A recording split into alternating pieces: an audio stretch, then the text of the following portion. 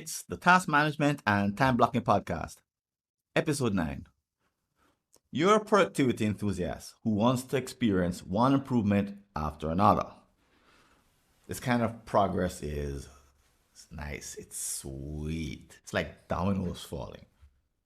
Or maybe it's like climbing from one level to the next in a challenging video game where you love the progress that you can make. It's very visual, very obvious. The reason you're looking for a solution is because you have a problem to fix.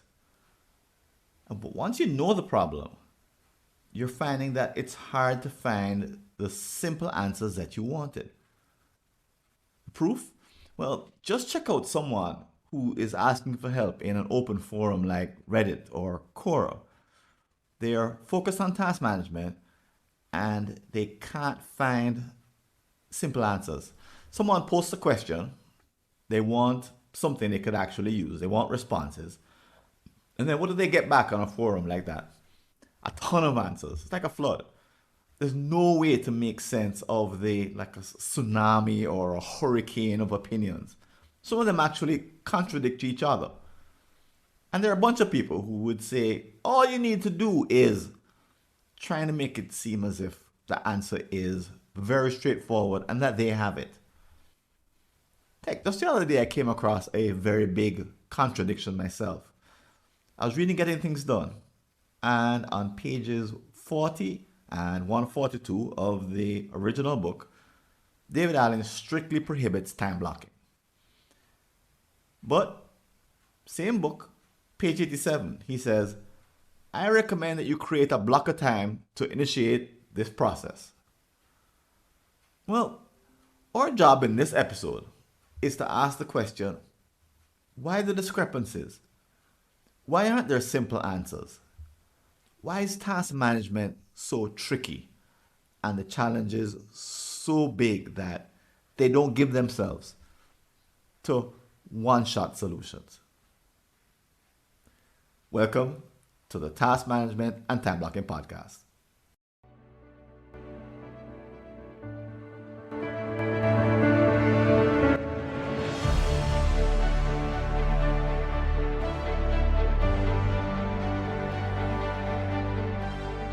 This episode is brought to you by Nozbe, the fastest way to done. Nozbe is an all-in-one tool for effective task and project management for individual users and teams. It organizes your work with simplicity so that you can focus on getting stuff done. Nozbe is free for up to 5 active projects and 5 people in a team, so there's no excuse to wait. And the premium plan with unlimited projects starts with only $19 a month. Set it up in 3 easy steps and watch your projects move forward. So thanks to Nozbe for sponsoring this episode of the Task Management and Time Blocking Podcast. And I'm going to tell you, I'm not just reading a promo spot. I've used Nozbe. I actually used them for about a month. Still using them, but started about a month and a half ago to interact with the folks from the company as they were sponsoring the Task Management and Time Blocking Summit. And it's the best software I've ever used to communicate task and project information back and forth, mostly focused around the tasks that you need to do. Strongly recommend it. That's Nozbe. Find out more, go to www.nozbe.com. Welcome back. And let's start with a story. Mark. So Mark read Getting Things Done by David Allen 2 years ago, and he's a real fan of the book. He tried to implement everything in it, but he found that some things work better than others, like most people.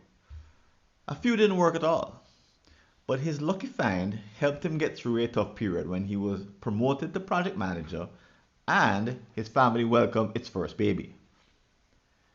But now he needs another fix.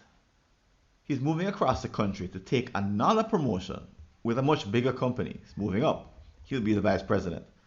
He's wrapping things up on his current job and preparing for the second at the same time.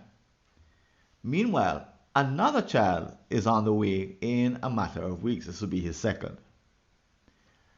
Consequently, his desk looks like a mess, and he feels overwhelmed doing exactly what he knows he shouldn't be doing, which is to use his memory to store or recall his tasks. He needs to make some changes. He knows that much. But he can't afford another week of getting 5 hours of sleep per night. So this is a bit urgent. He can't wait. He knows this is all related to the way he manages his tasks, but he yearns for the simple answers he found in GTD when he just started out. Having a single author tell him exactly what to do, what he needed to do, that worked for him. And he wants to find someone else to do the same for him again. Is he right to keep looking on Amazon, Quora, Reddit for book recommendations? Is that the best place to find the simple solutions he craves? And what if he can't find them? Then what?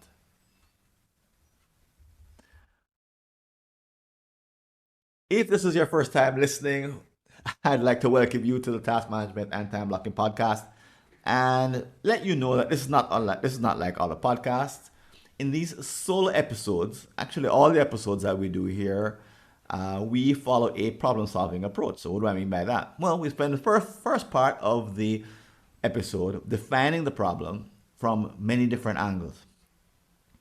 And the process that we use is one of, you may call it an inquiry, an open inquiry into what exactly is the nature of this problem.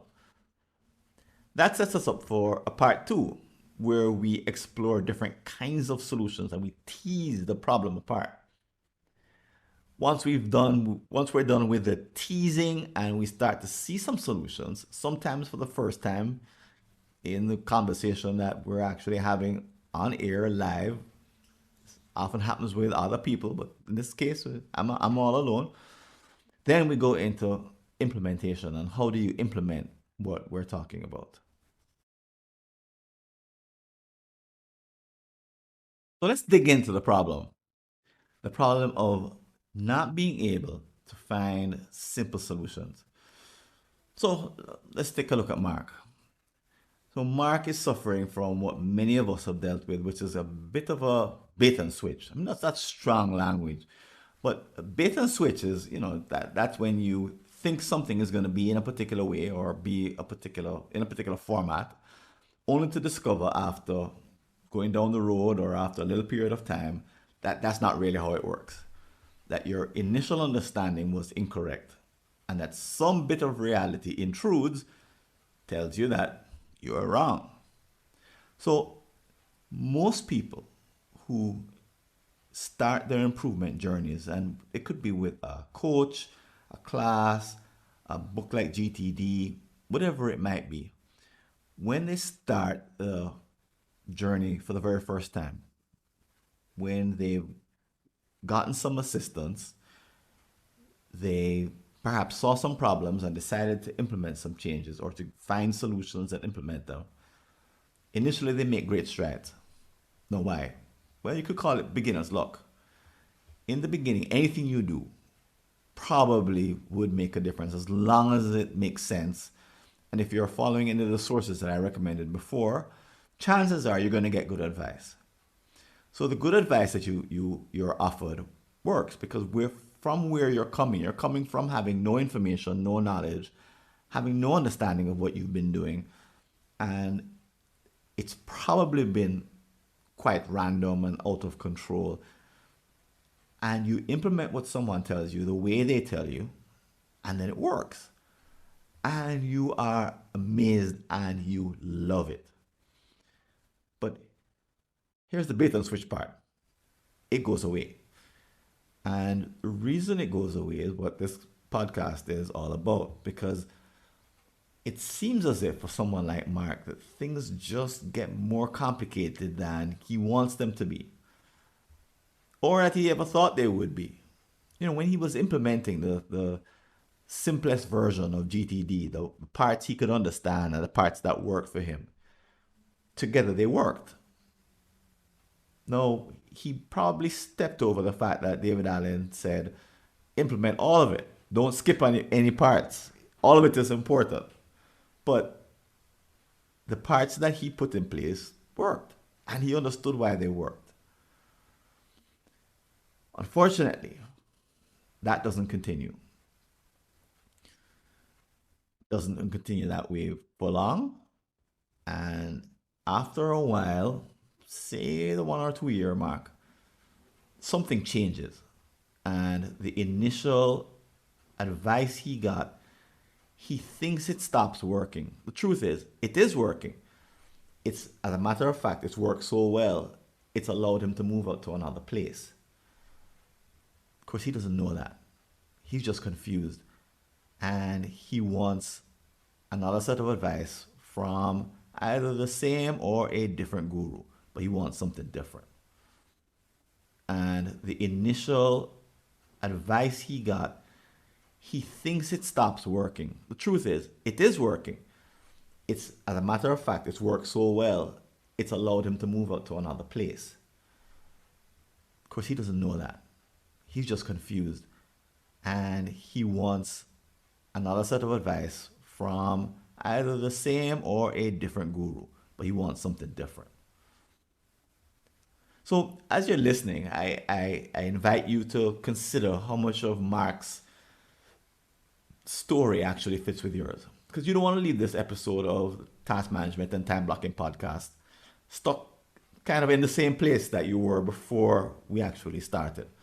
So I'm going to invite you to engage in what I'm about to, the conversation we're about to have, the discussion, from the point of view of causing yourself a movement, a bit of a transformation, where as we look into these questions, you allow the answers to come, and as they come, to open up new possibilities for you, open up new options, new choices, so that you don't walk away being stuck doing exactly the same thing that you were doing before, thinking the same way, and approaching this problem in the way that you were at the very beginning. Because the truth is, it's frustrating when you put some time in and you try to get better, only to find that your efforts failed and you didn't actually move the needle.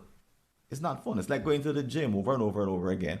I read something the other day that said that if you're out to lose weight, going to the gym has a negligible effect. It's way more effective. I think the causal factors were something like 95 to 5 in terms of what causes weight loss. We're going to the gym, exercise causes 5 or less percent, and 95% is caused by what you eat.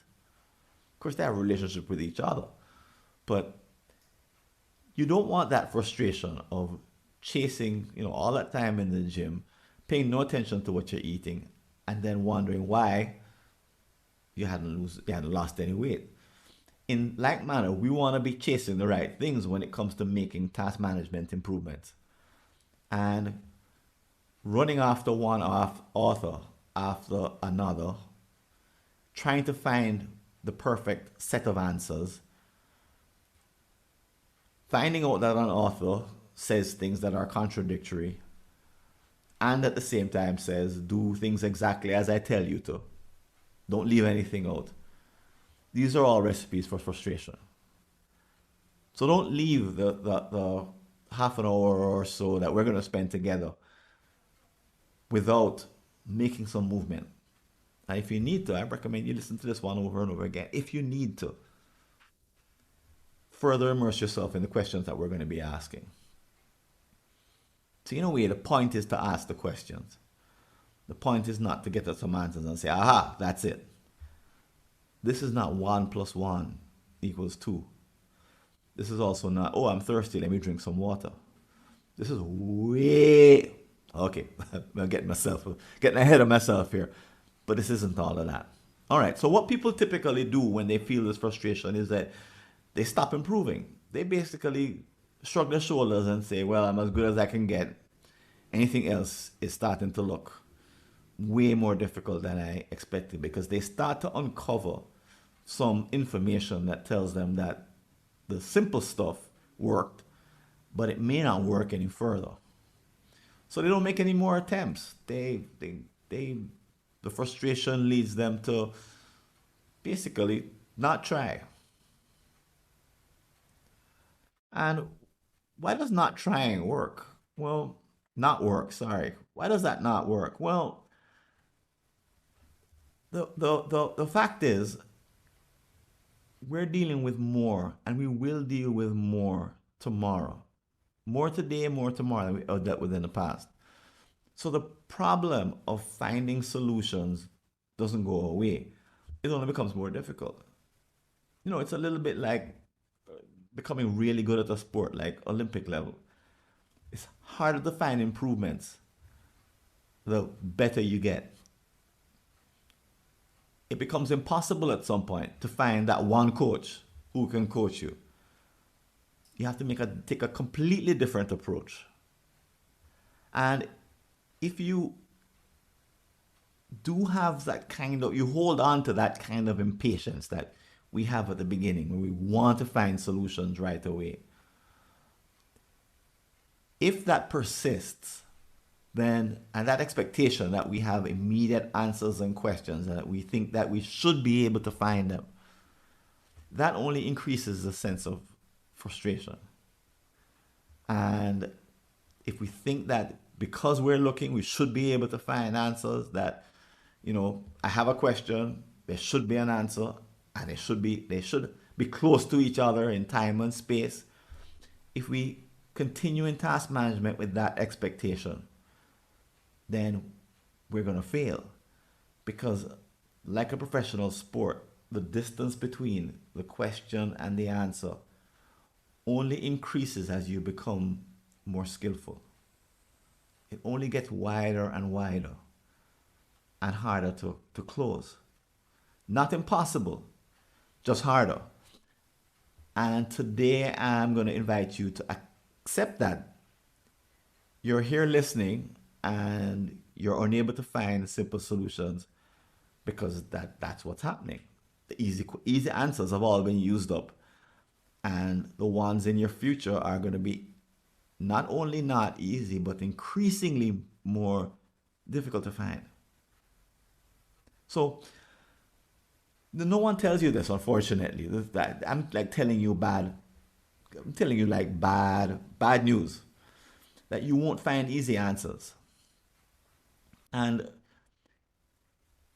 I'll explain why the easy answers don't come further later along. But the key to doing to before we even get to that is just hang in and endure.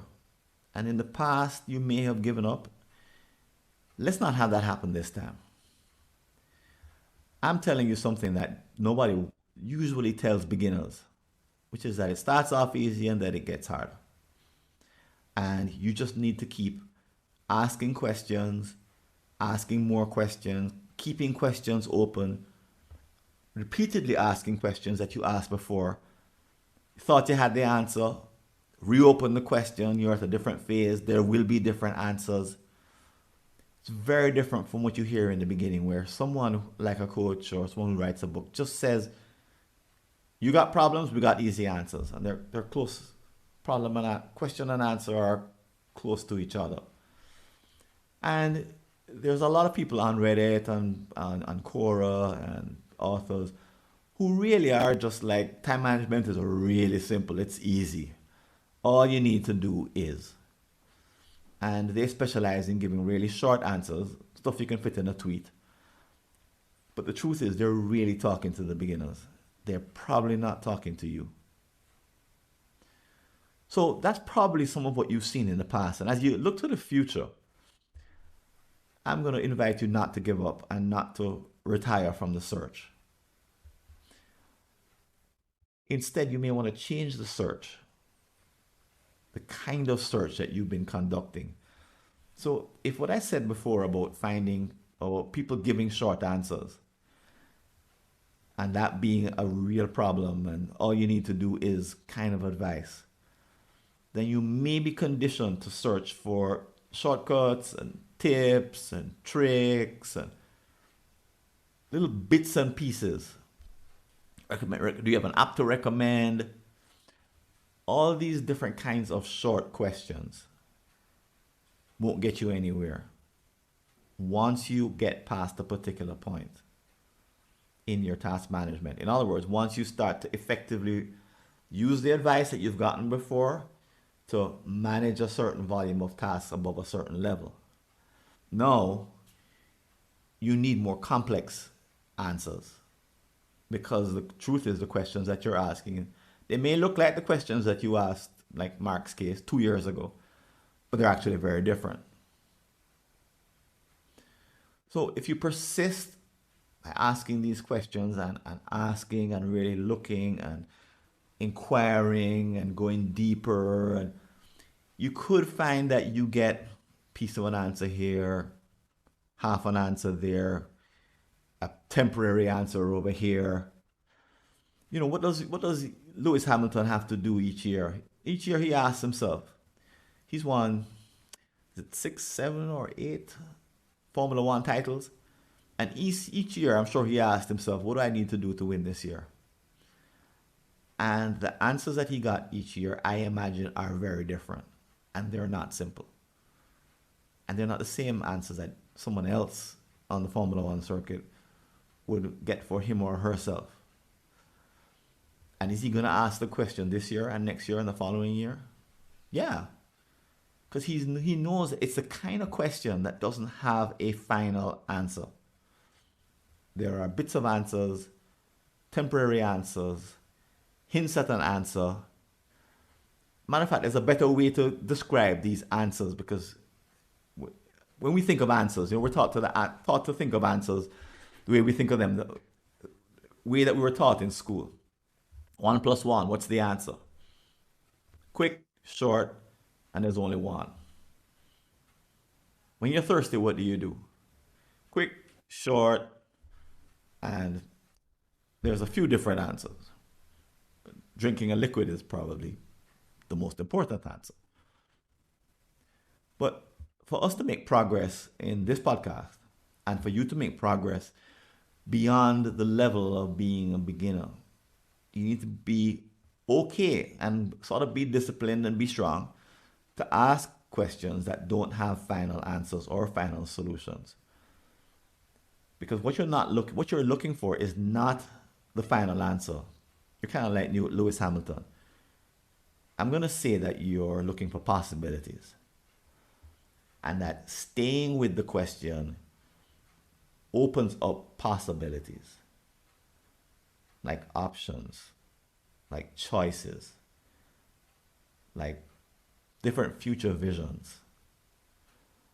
And you may stay with the question your whole career or your whole life.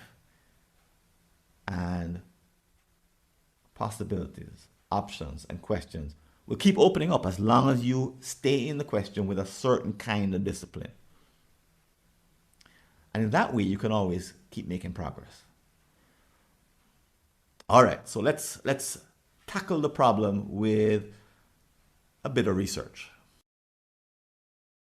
Before we go on, let me tell you about another one of our sponsors, Predict.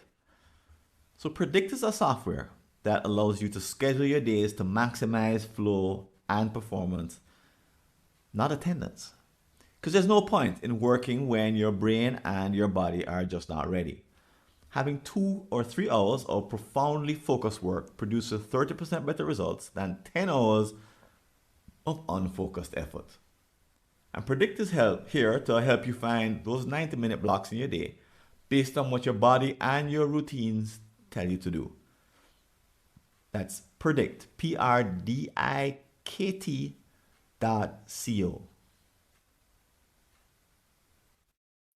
And welcome back. So we've laid out the problem and talked about why it persists and what it would be like if we don't solve that problem in the future, what our experience of it has been in the past, and we've landed on this idea of asking different kinds of questions. So before we get into the different kinds of questions you may ask, we need some research data, because that affects the way in which we even think of the questions that we need to be asking.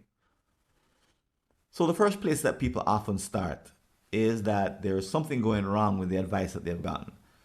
There's something wrong. I'm going to break it down into two kinds of advice, which tend to be typical from experts, either experts in academia or experts in the popular writing, like David Allen from Getting Things Done. So let's talk about the academics first, because you may have asked your question, well, maybe need to go read the research. So fortunately, in Perfect Time-Based Productivity, I did that for you. The book has over 240 academic citations, and I read over 1,000 journals, papers, books as well. But turns out that a lot of the academic research has taken place in schools of psychology. And long story short, those who study time management or task management got caught up in one particular facet called perceived control of time.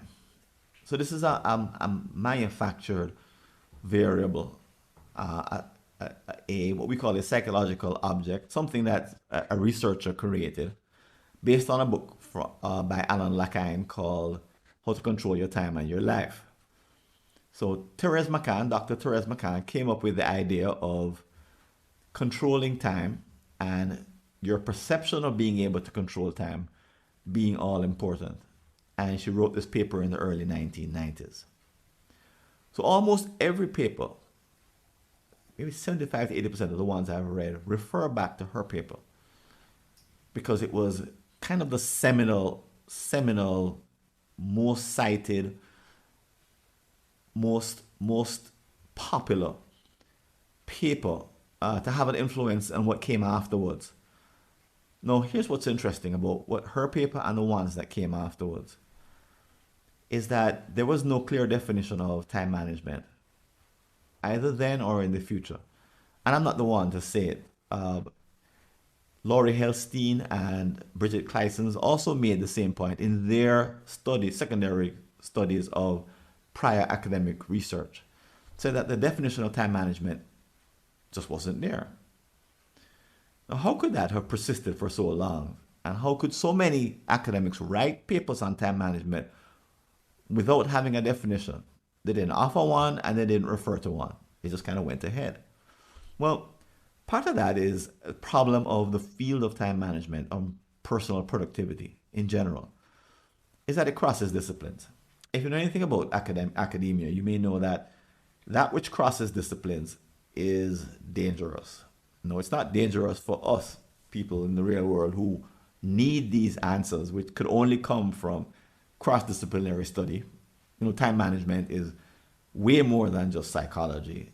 It has elements of business management, process improvement, and re-engineering, industrial engineering, operations research, which happen to be my backgrounds, philosophy, plus a whole bunch of human resources, plus a whole training, and a whole bunch of others, right?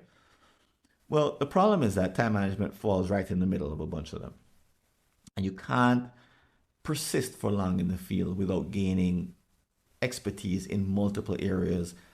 But when you get a PhD, you do get it from one department. Now, you may define a cross-disciplinary PhD, and you may form a committee that supports you in getting your PhD done. One research project.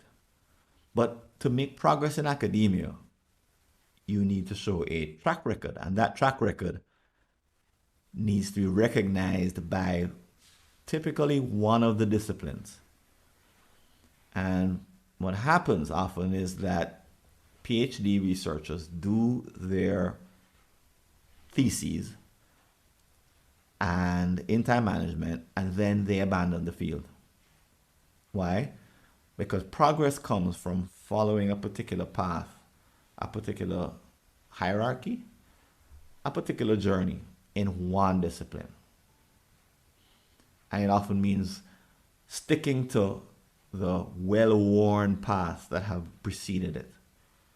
And following one of these well-worn paths means that you can make progress, which in academia means that you get published, in the right journals, you get invited to present papers at the right conferences, You get to work with other top researchers in the field.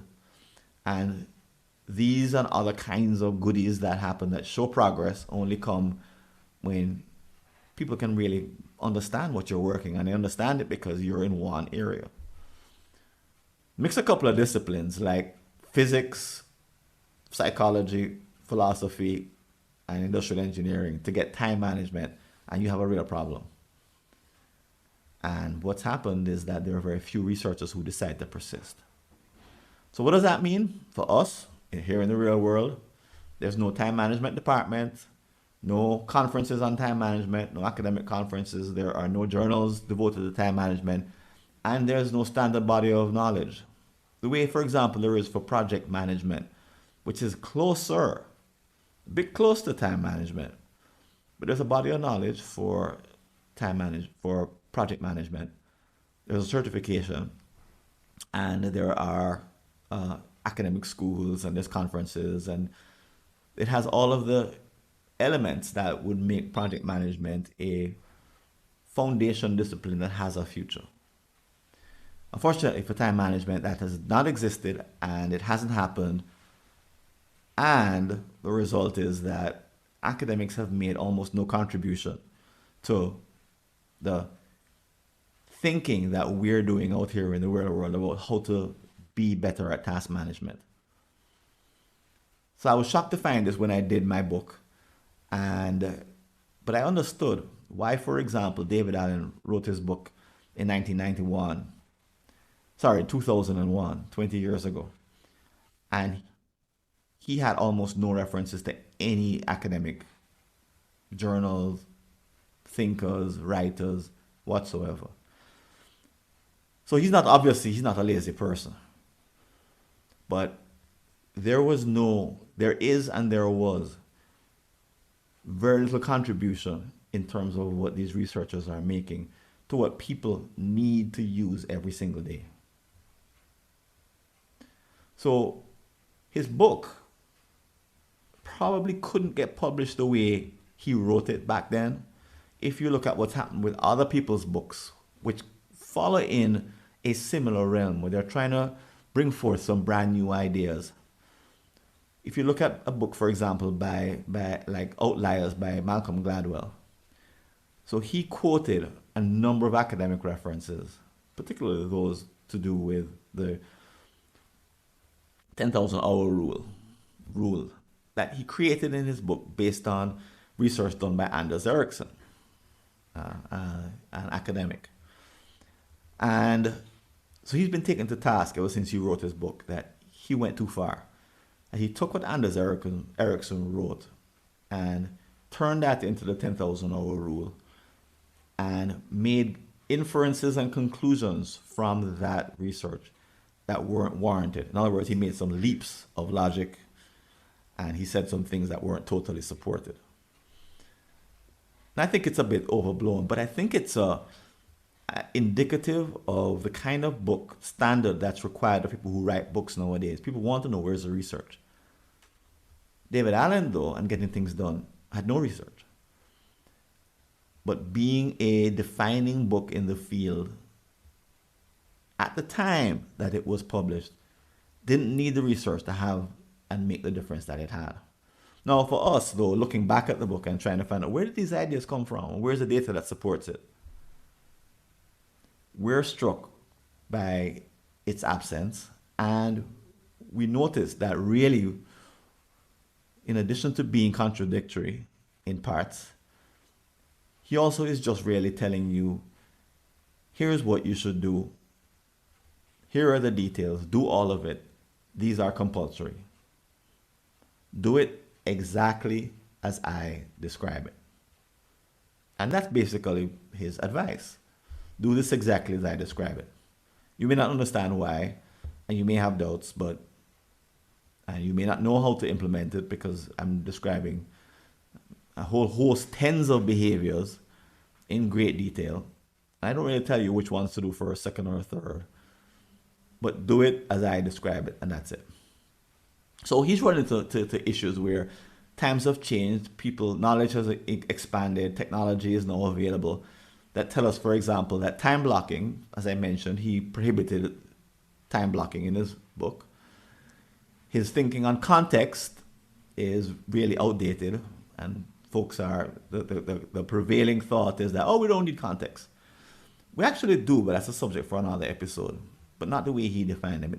His work needs to be updated.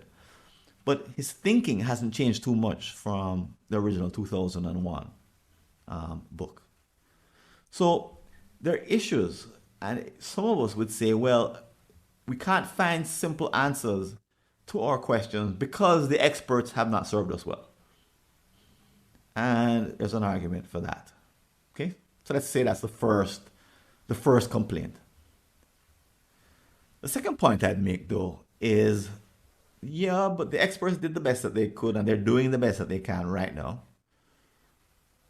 Where you should focus is not on the prescriptions that they give or fail to give. Matter of fact, I've hinted at this before, that where you are is because of you. Now, you might say that it's your fault, I'm blaming you. But I'm here to say that the success that you've had in the past in making improvements based on simple advice has led you to a more complex place. The simple advice Serena Williams got when she first started out from her dad, who had never played tennis, on how to be a better player, worked up until a point, and there's probably a reason that he's no longer coaching her, given where she's at, because it helped her to get to the next level where she needed a different approach. You're not much different. You now need to grasp and understand a few things about what you have, what you did, and understand why it plays into the fact that there are no more simple solutions. All right, to explain, let me describe a journey that you went on starting at about age 8. So you're fortunate. Someone taught you the concept of time and how to measure it using a clock. And as you got used to the idea of tracking time, by the way, we're always taught, no one teaches themselves how to do this. You started to develop the concept of doing tasks in the future. So the notion of a task, or what we call a time demand here at Two Time Labs and Schedule you started to create these internal commitments to perform actions in the future. Because now the future started to look like a resource to you. You could actually delay the execution of tasks to a time that was more appropriate. So as you did this, you realize, oh, this actually works. I have too many things going on now, or I can't do the thing I want to do now. I can't play in the playground because I'm not at the park. I want to play at the playground on Saturday and do my homework now, given that I'm at home. So you started to use the concept of time to arrange and commit yourself to do tasks in the future. And guess what? This thing worked. You're able to do your homework now and play at the park over the weekend. And voila. You came to realize that tasks were important.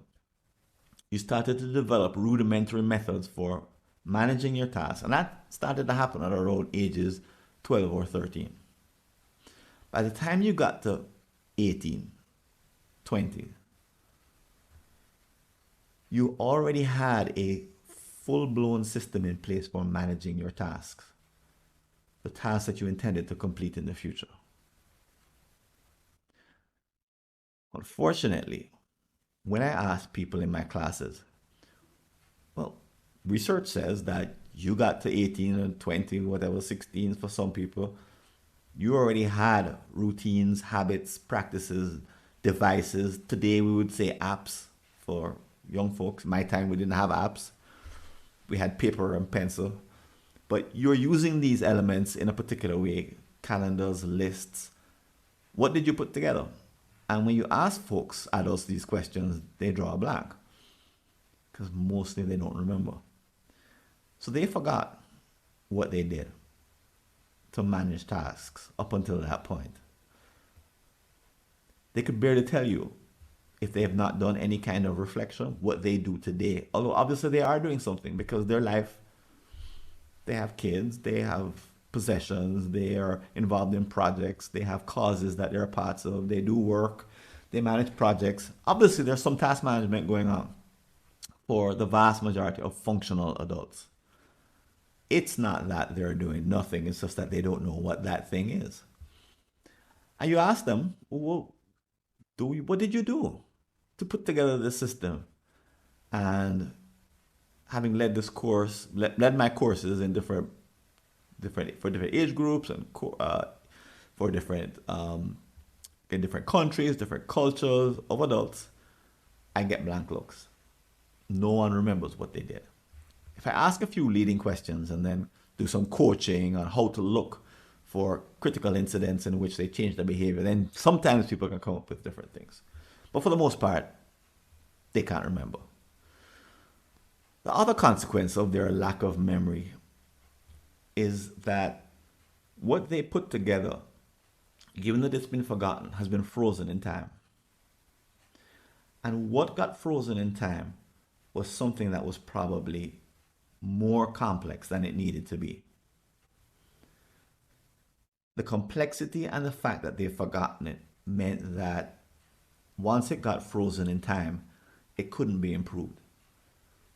So not until folks become a beginner all over again and either read that book, take that course, hire that coach, and then start learning. Between that point and the point where they forgot, everything stays the same. And the bad news is that it's complex. Because anyone who sits down to create something that's as important as task management, a task management system, without any guidelines and involves so many moving parts, ends up creating something that is uneven. And I've led courses to hundreds of people who share their data with me to say that here's what their current system looks like. And sure enough, they're uneven. When you're doing something for yourself without guidance, it tends to come out complicated, uneven, not looking like anyone else's. And then if you forget about it for a long period of time, it's even more reason for it not to make sense and to be simple. So here you are looking for simple solutions on top of something that's pretty complex.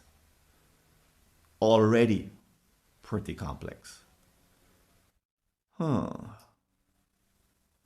So the third part. So with the first part we talked about the experts. Second part we talked about, I said it you're the cause of it. I beg you not to say that I'm blaming you, but you're the cause. The good answer, the good news is that it's actually up to you. The answer, the ultimate answer is up to you. And here's some help. So this is a bit of the help that you will need at this stage. It's not all the help, because once again I invite you to be in this game of asking for solutions forever, for as long as you have a career, perhaps as long as maybe as you live. But here's some help, and it comes from some unusual places. So the first bit of help comes from a psychologist by the name of Kurt Danziger. And he talked about psychological objects. And he said, psychological objects are different from physical objects. A broken heart is not the same as a broken leg. I've added on the fact that digital objects are also different. So there's three kinds of objects that we use in task management: psychological, physical, and digital. So what are some examples? Well, psychological objects, prime example is a task. Time is also a psychological object. Time management is a psychological object as well. Physical object, well, this shirt is obviously a physical object. This ring is a physical object. My hand is a physical object. They're all tangible, and they're all subject to the laws of physics. chemistry, biology, all of which have to do with the tangible movement of objects, large and small. And then thirdly, there are digital objects. Like if you're watching this on YouTube, you're observing a digital object.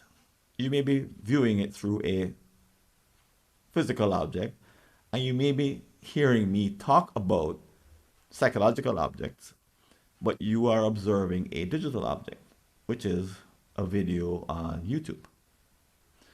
So the problem that researchers make is that they don't distinguish between these objects, primarily the first two.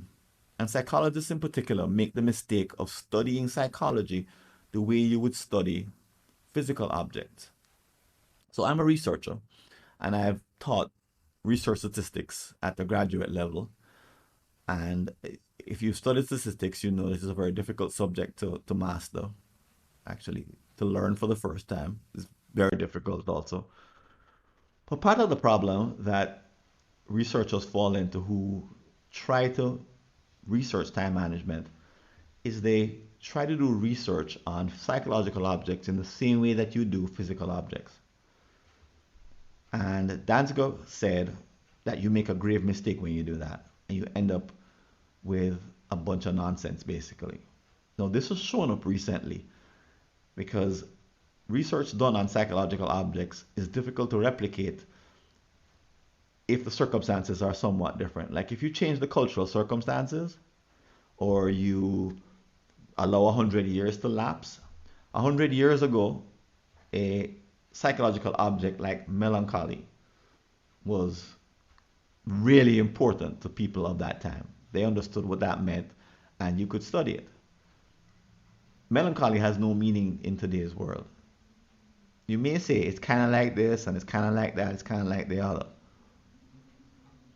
A term like mental health has a real meaning in today's world. It's a different psychological object, and it's one that's way more pertinent to the world that we live in right now. So the way you study psychological objects is different. Physical objects, not so hard. Why? Why? Because a shirt a year ago is still a shirt today. A broken leg a million years ago is pretty much the same as a broken leg today. So when you're comparing physical objects and you're studying the differences, you can use a particular approach that you can't use when you're studying psychological objects. Remember that problem I mentioned of time management having no definition, according to the researchers? Huge problem as a psychological object. Okay, so believe it or not, this has everything to do with your finding simple solutions. You need to appreciate that when you're studying and trying to find solutions that have a source in psychological objects, you need to approach very, very carefully because now the language becomes very important. And what someone says to you in a book or suggests to you is the easy answer to a problem may very well not be. And they may not understand the difference between psychological objects and physical objects. So that's the one issue. The next is that, I think we've already mentioned this, that your way of managing tasks is unique. I don't think I mentioned that the task management system you assembled as a 10, 11, 12, 13, however old you were in your teens and preteens, was absolutely unique to you. So this is a natural outgrowth. I mentioned the word uneven. Another way of saying it is unequal or unique or distinct, idiosyncratic, separate. The reason is that you weren't given any guidelines. So what you came up with was totally a function of your creativity. Good news is that you were super creative. Bad news is that you didn't have any guidelines. So what you came up with is unique. That means that the path that you take to improve your task management has got to be different than the next person, which explains something that you probably already know, which is that there are no one-size-fits-all solutions when it comes to time and task management. Why not? Well, even though an author, even though GTD might say follow these prescriptions, they're compulsory, they're mandatory, do it exactly as they're described, those don't work once you get past the very beginning stage. This is an open secret that everyone who picks up GTD or any other system that mandates certain behaviors ends up applying it in a way that's unique to them. It's the right thing to do. It's not what an author may promote. An author may not say, apply it any way you want. They may not offer any hint as to how to customize it for your use. They may imply that if you make any deviation from the way I've said it here, don't expect the result. But the fact is, if the starting point for each of us is separate and different and unique, then someone who says to us, do A, B, and C. We all try A, B, and C. A works for you, C works for me, B works for the other guy. It does work in the beginning. So I'm not saying this doesn't work at the start, but once you get up to that next level, you can't go any further using that approach. So the way to get further along is to enter an inquiry into what is it that I made up in the first place? What's the system that I created as a teenager that I've forgotten that I created?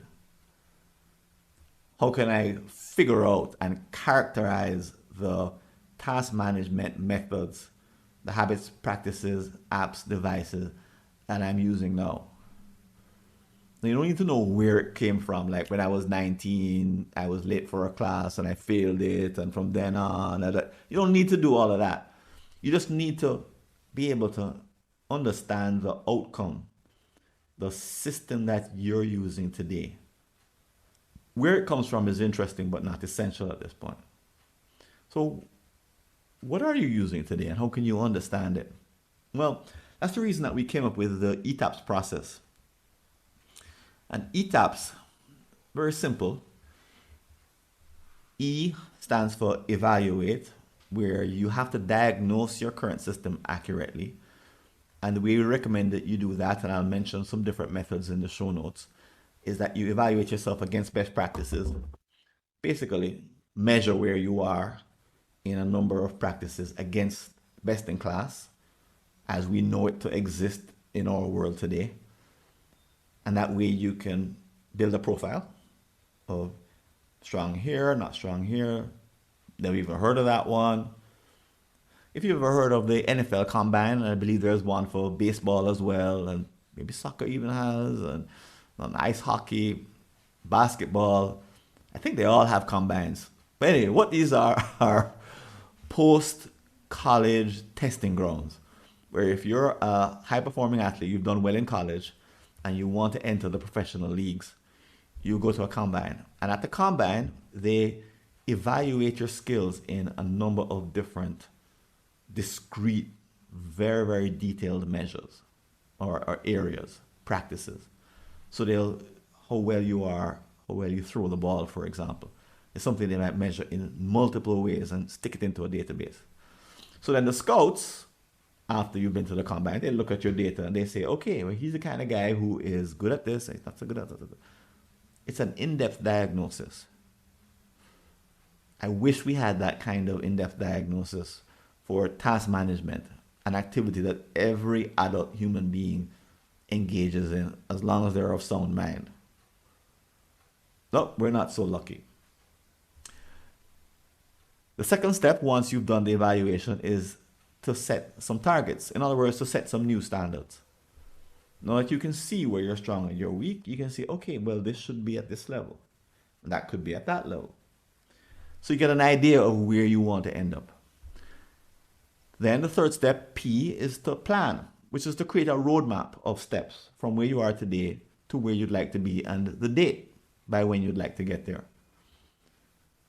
Much better to be conservative and steady and slow than to say, yes, I want to be an expert, world-class expert by the end of next month.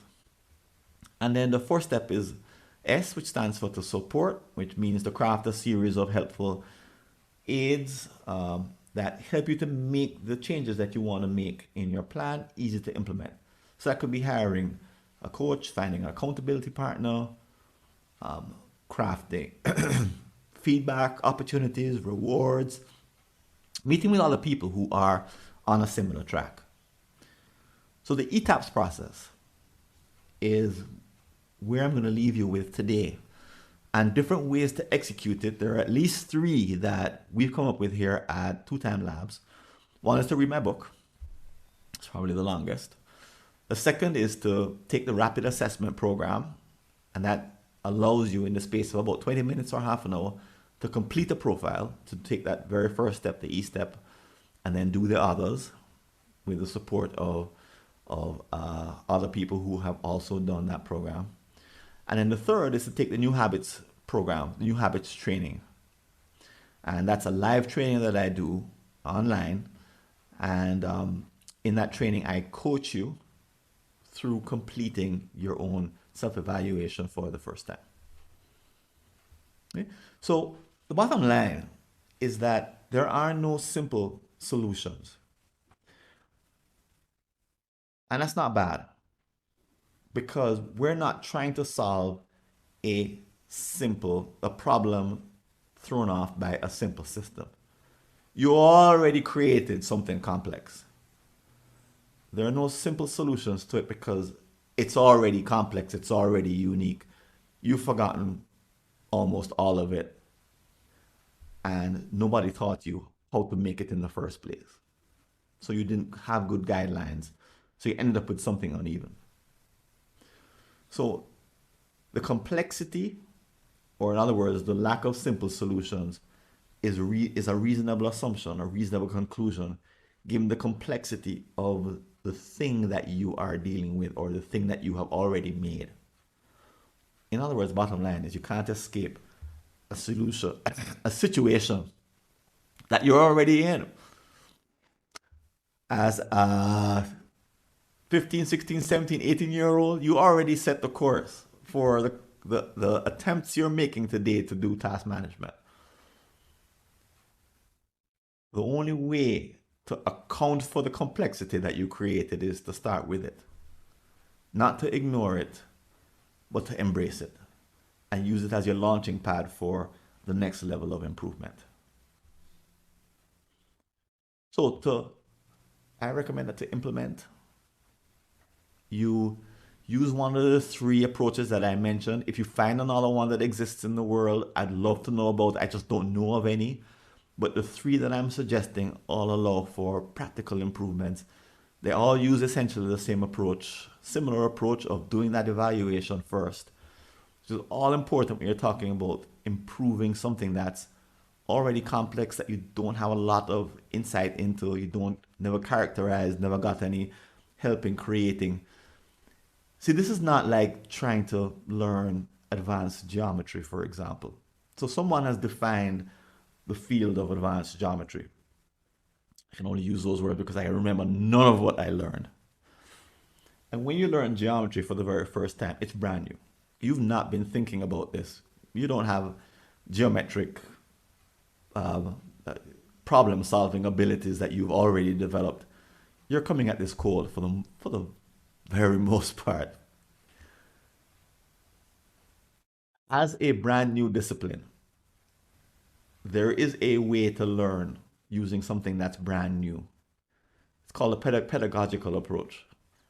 And there you have a teacher who is the expert, and they tell you what to do, and you're learning the field for the very first time, and it's completely brand new to you.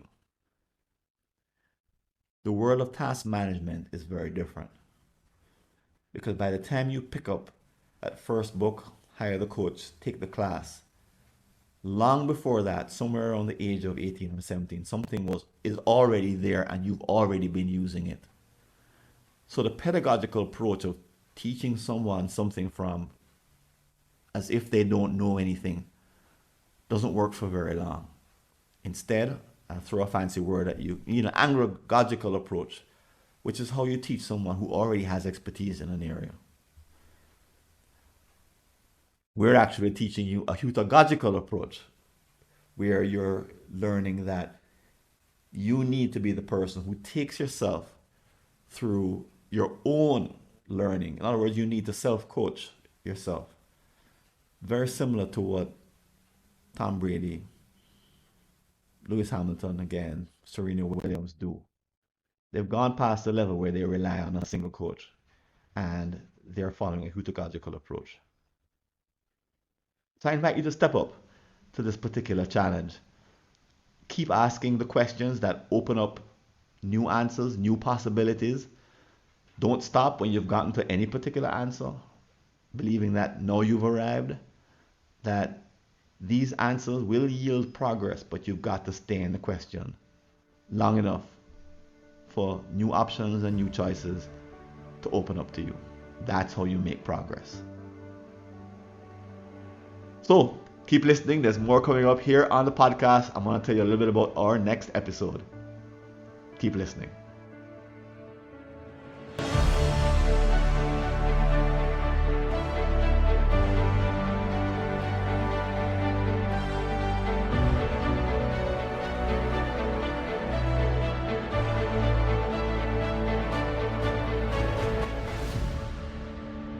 Here's a clip from our next episode. But Trevor, have you seen this problem?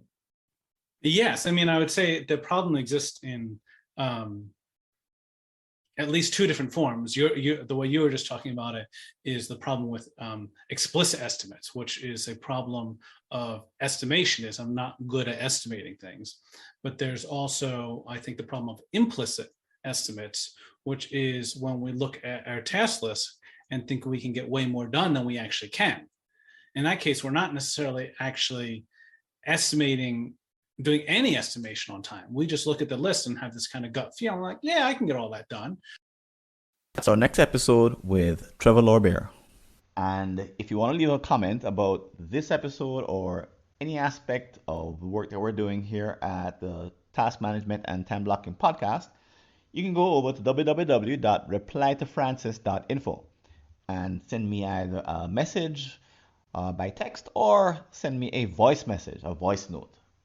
And as you probably know, we have a couple of places that you can interact with other people, talk about this episode. One is at the community, mightytaskers.scheduleu.org, and you'll see the link in the show notes.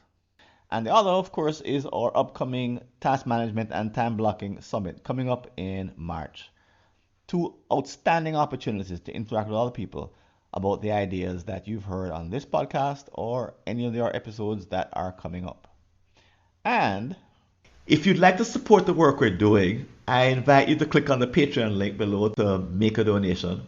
And please don't forget to like our show and recommend it to others on iTunes, Stitcher, Google, or whatever podcast app or service you're using. This is Francis Wade. I'm signing out. I hope to see you on a future episode. And until then, take care and all the best. See you later.